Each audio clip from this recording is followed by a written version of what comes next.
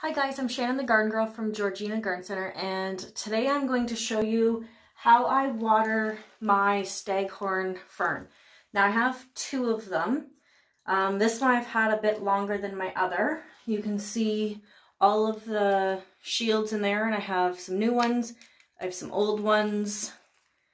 There's one in there that's just coming to an open. There you go. You can see it in there. But they seem to be doing really well. This one, when I got it, it was in a coconut shell, and I left it in there for more than a year probably, and then I decided to experiment. I took it out. I didn't want to mount it on a wall because I have nowhere to put it on a wall, and I would find that really hard to water. So I experimented with putting it in, it was in about a 4-inch size before, so this one I went to about a 6-inch size pot, and I've put it in just some sphagnum moss. So there's the original soil or whatever media it was in originally, and then I just kind of massaged the roots a bit, put it in here, and then lightly packed some sphagnum moss around it. So I'll show you how I water these, because I don't water this like any other type of plant, and this is really one of my only house plants that I use water straight from the tap to water it. Most times, if I can, I have a jug of water sitting out that's been out for at least 24 hours before I start watering my plants with it, just because I'm on town water and I want to get rid of anything added in the water.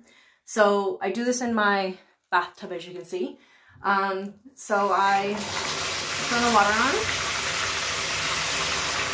and I get most of the leaves wet first, and the shields, and I give them a good soak.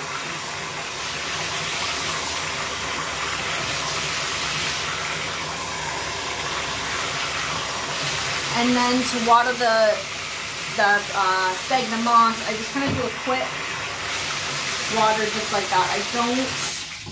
I don't concentrate too much water in the root system itself. I put a bit of water in there, but they like the wet leaves, they like the wet shields. So that's where I concentrate most of the water. If my house, I do have a humidifier in my house too, so I try to keep that going as much as possible for the plants and for myself. But if I find these guys drying out a bit, as you see, I let this one dry a bit, it has some brown tips. I mist the leaves, or again, I just come and put it under the tap again, but I don't water the moss part as much. So that is how I water my Staghorn Fern, and I probably do that maybe once every couple of weeks, like that.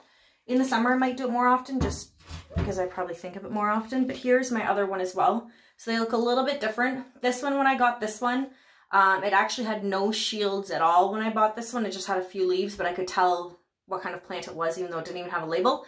And I really wanted another Staghorn Fern. So I bought this one, and it's doing actually quite well. This one I put into the sphagnum moss almost right away.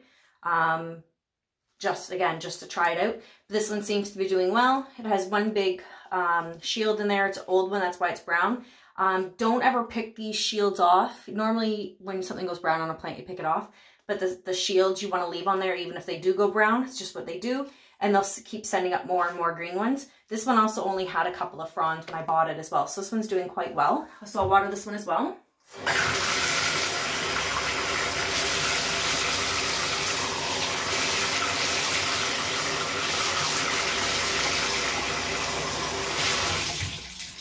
And that's how I water them. And I usually leave them in my bathtub just to drip dry, because one goes on my kitchen table and I don't want it to get it wet.